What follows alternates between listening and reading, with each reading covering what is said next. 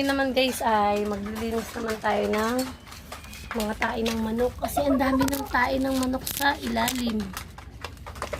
Linisan natin. Kailangan natin maging malinis. Para hindi kami ng mga ayun.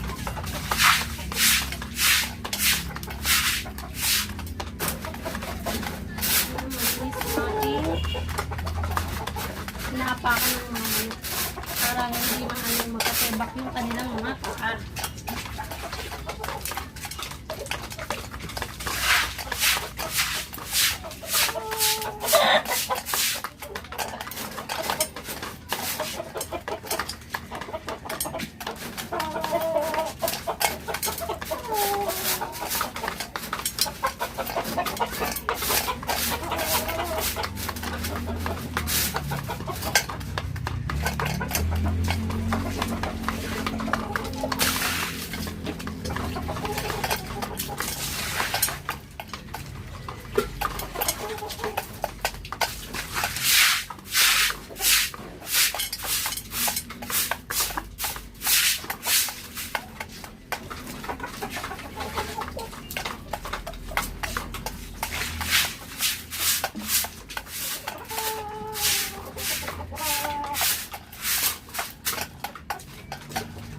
Hirap ng buhay ng nag-aalaga ng hayop, di ba?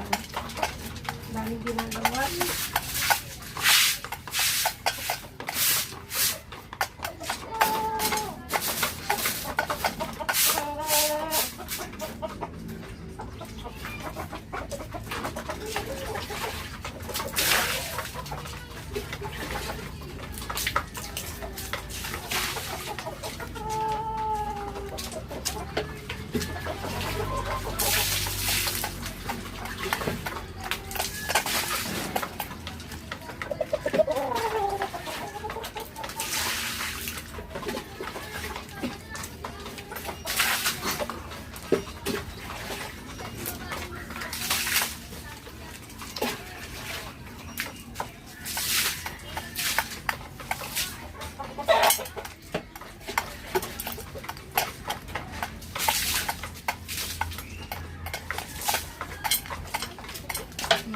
Tapos na guys. Finish na ang hirap talaga, diba? Mag-alaga ng mga hayop.